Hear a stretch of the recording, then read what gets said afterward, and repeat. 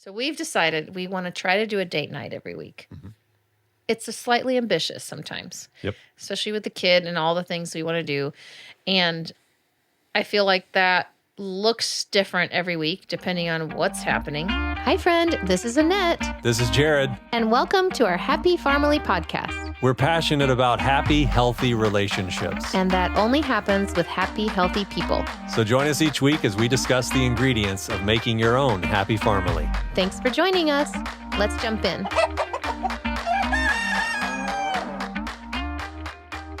Hello, family. Welcome back to another episode of the Happy Family podcast. I am Annette, and Jared is here with me to talk about, some fun things as usual, as per usual.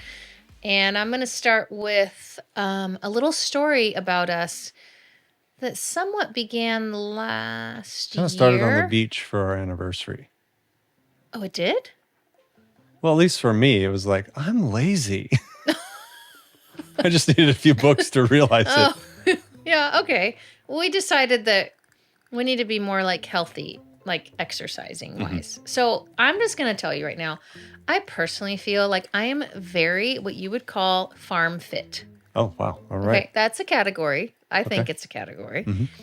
And farm fit means I can carry a 50-pound bag of feed up the hill. You know, I'll carry hay bales. I'll carry 5-gallon buckets of water. You know, all these things. I think that makes you fit. Yeah, I would agree. I mean, I will admit to you, I didn't tell you this. This is kind of fun to share. The other day, I ran outside and I basically do things in the time that I have. And I was out there by myself. I had just fed the animals. And there was an Instagram reel that I wanted to do a voiceover for. And I was like, I'm just going to do it right now. It's quiet. I'm going to do it. But I had been walking and so I literally take out the camera and I'm voiceovering. And this is what it sounded like. Hi, everyone. So when trying to, and I was like, oh, I sound like I'm dying. So I might be farm fit, but I still am so out of breath. So anyways, Jared and I decided some months back we needed to probably up our physical fitness game. I had a child. There's no excuse anymore. She's going to be 5 years old. That's been my excuse. I just had a kid. Whatever. That getting into a routine is really hard. But we finally have started doing it. That's right. We've started finally doing working out. What I find... I think, you tell me if you feel different. What I think is funny about how we both react is, oh, we got to go work out. Okay, yeah, great, sounds good. You going to work out? Yeah, okay. I'll watch Ava. You going to, okay, we did it, yay. Neither of us are ever like, yes. I'm working out. I feel like those people that are, I guess gym people, I don't know. Gym people, Gym sure. rats. Is that a term? It sounds weird. I don't know if that's positive or negative, but I got what you mean. Okay, anyways.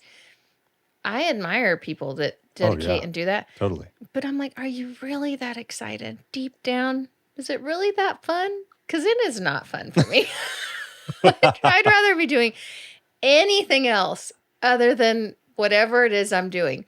But I'm doing it because I want to be not just farm fit. I need to be all around fit. So that's like a goal we've had. And I feel like we've stuck to it pretty good. Yeah. Hired a trainer. Yeah, like an online. And that was kind of from trainer. like, for a year I had workout on my calendar and I kept skipping it and putting meetings over it. And I'm like, I did that for a year. Like, I'm so lazy. So hard. I used to be so active. Yeah. I mean, I don't even, I just was like, I just don't have time. Yeah. You have time. You just have to, time will happen. Yeah, you time will have to happen. make the, you got to do the hard things. Yeah, sure. So yeah, we've done that for about a year now. Yeah. And it was a goal. Like I think it was each of us individually, not like, hey, Annette, you need to do this. No, you need to do this.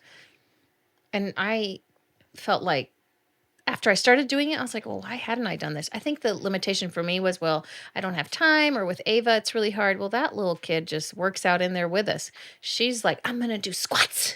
I'm going to do the bike. And I'm like, oh boy. I mean, she's excited. She is the definition. Oh, of someone who loves working out and is excited. Well, I'm trying to like be positive for her and look excited, but like secretly I'm like, I hate my life. It's leg day. Anyways, but it is, so I say all that to say, sometimes it is fun, together to have an idea of a goal, and that kind of thing. And I think we talked about last week of some, goal setting things. So we're going to piggyback on that.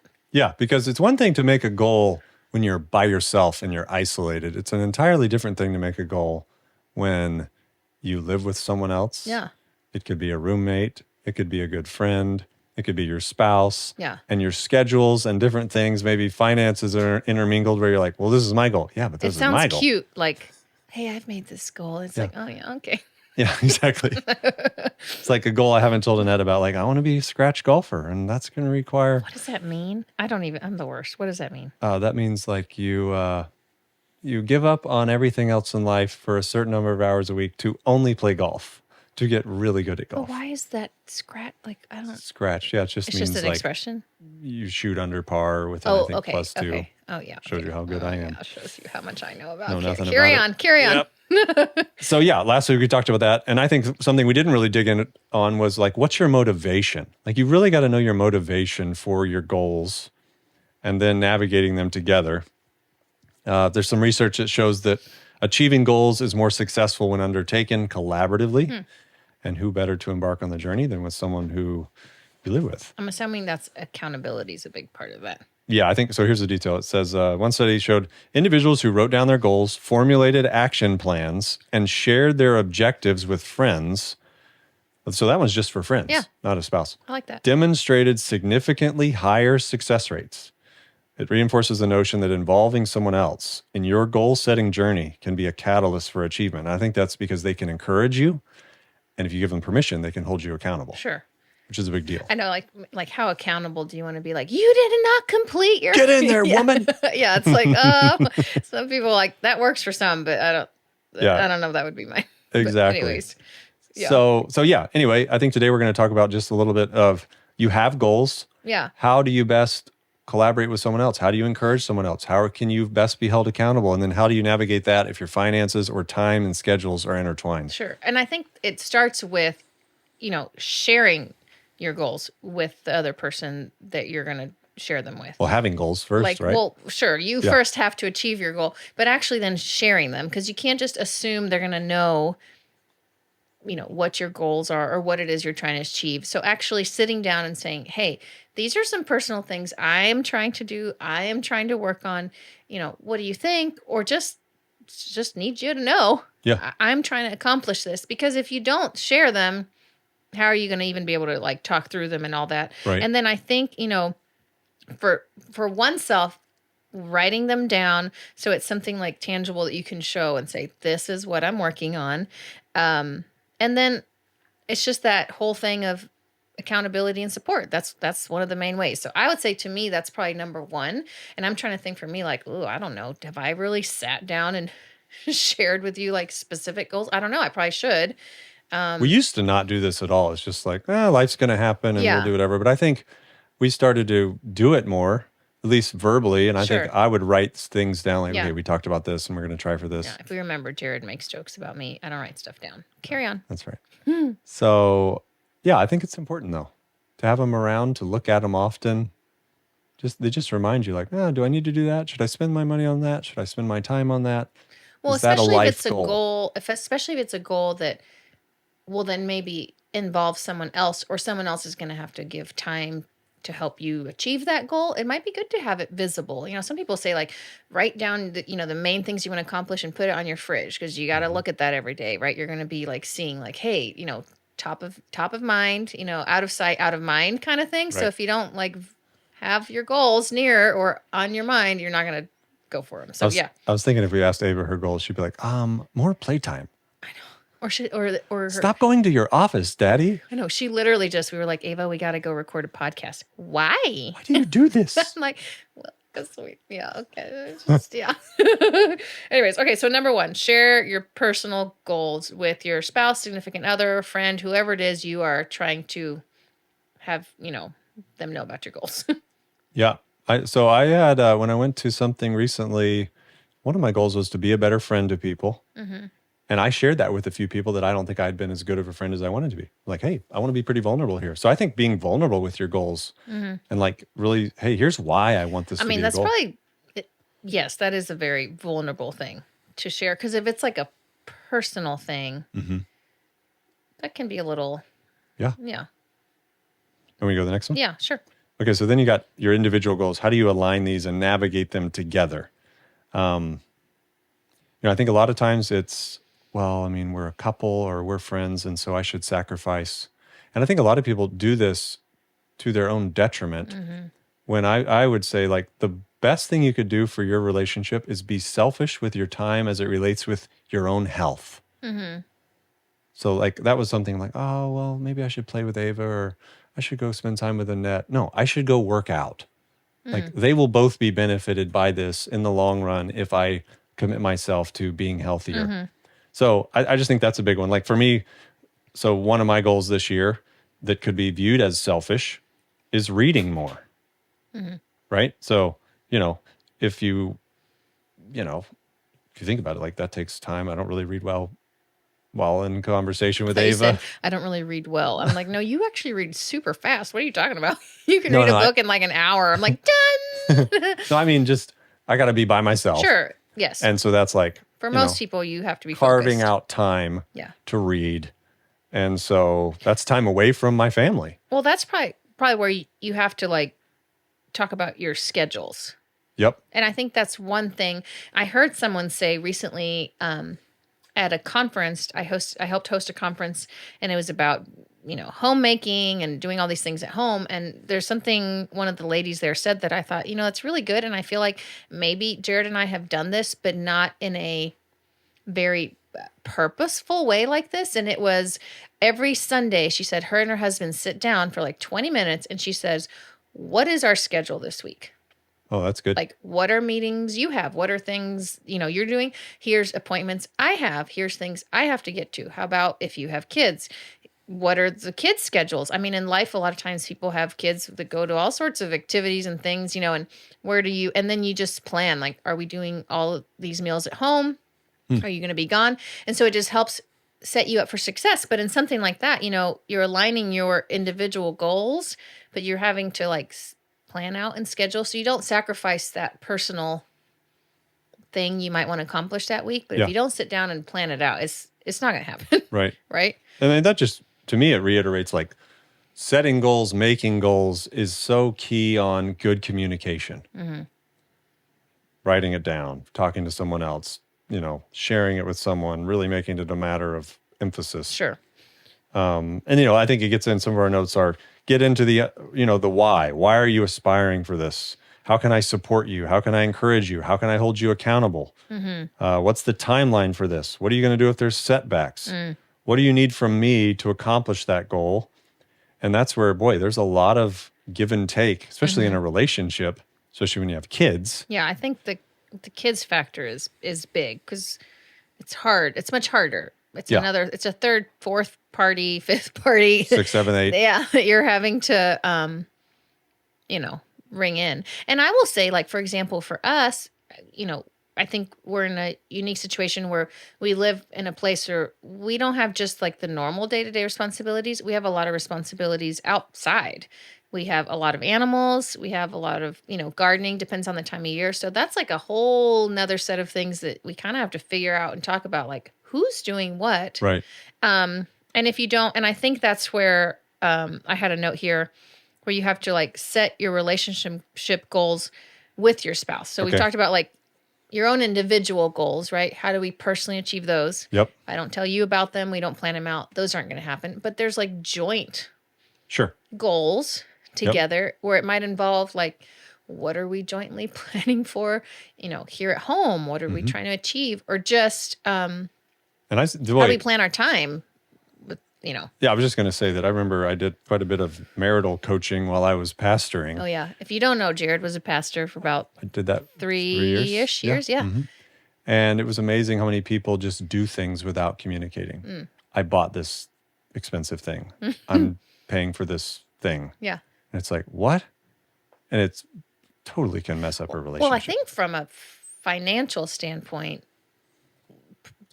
joint goals together. So you kind of have to talk about that, like our financial, goals for this year. And I think money is always such a like weird kind of, I don't know, taboo subject a lot of times because it's like, oh, money. But it's like if you don't talk about certain things or, hey, what do we want to achieve? Or is there something we want to buy? We talked about in the last episode that we want to try to get a hoop house this year. It's like a larger greenhouse to be able to grow things. I mean, that's definitely an investment.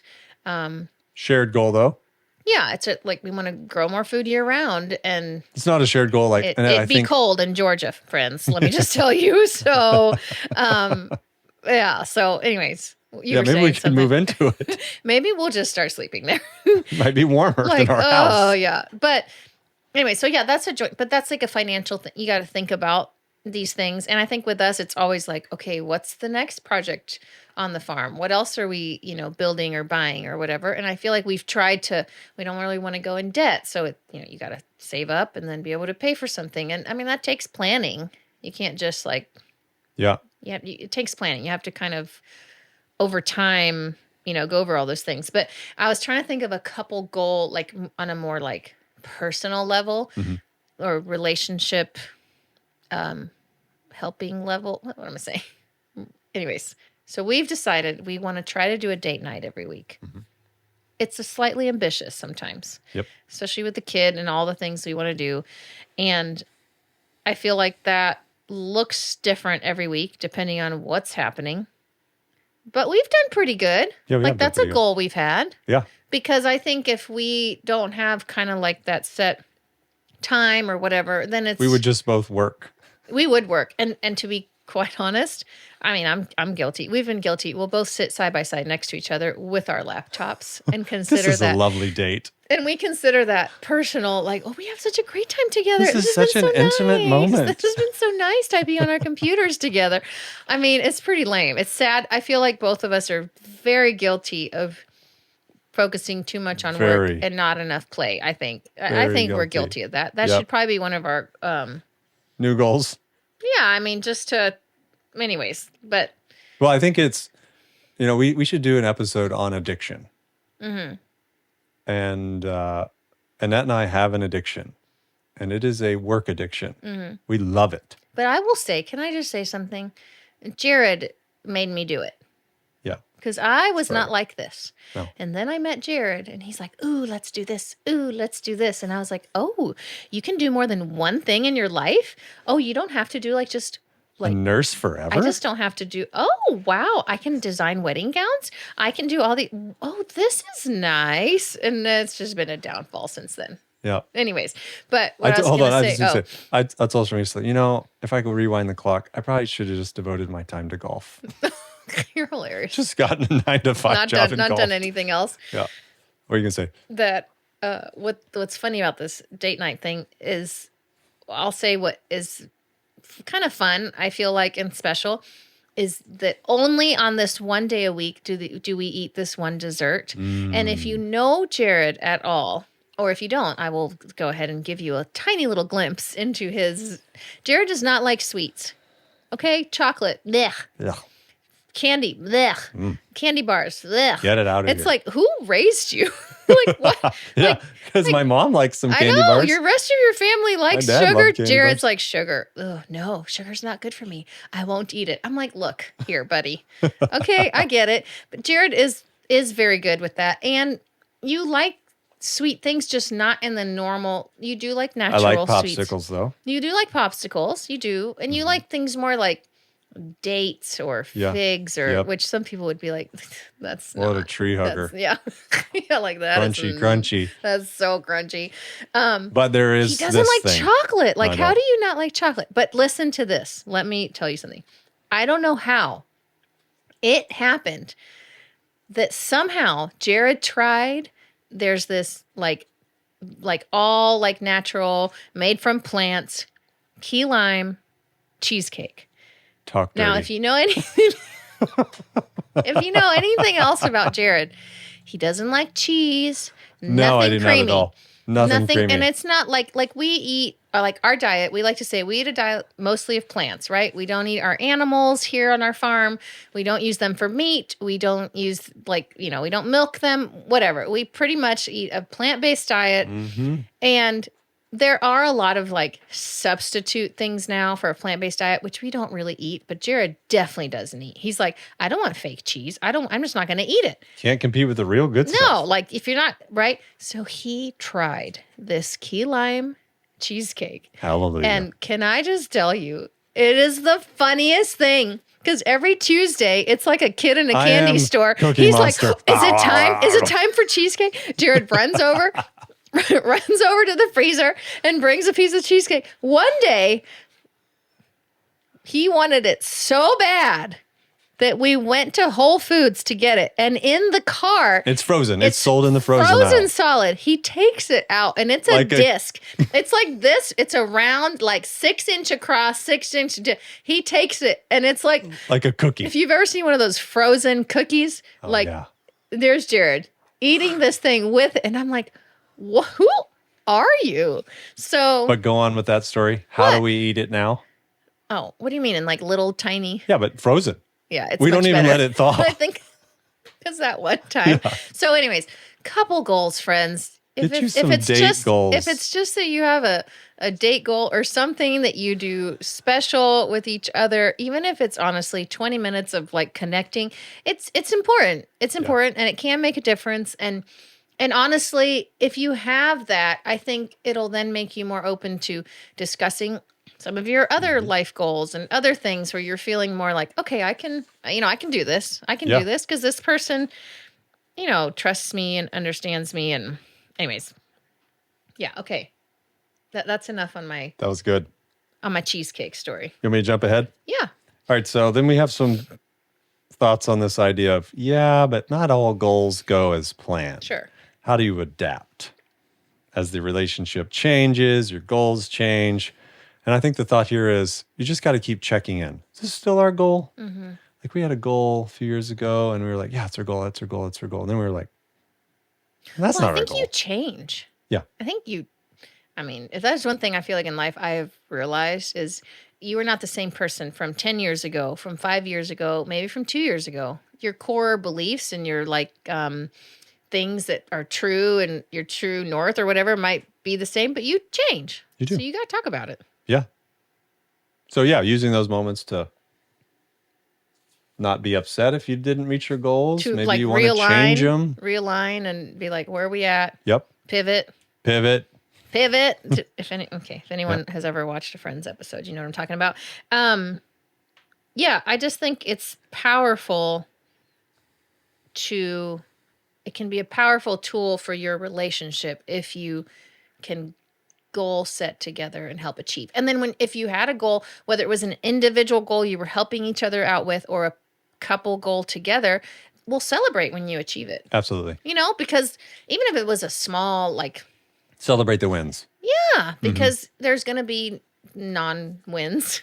I don't know if that's how you say it. Losses. Oh, yeah, I guess I liked non-wins better. Yeah, I like that. That's more politically correct. Loss sounds very loser. There's no losers in the world today. All these kids are non-winners.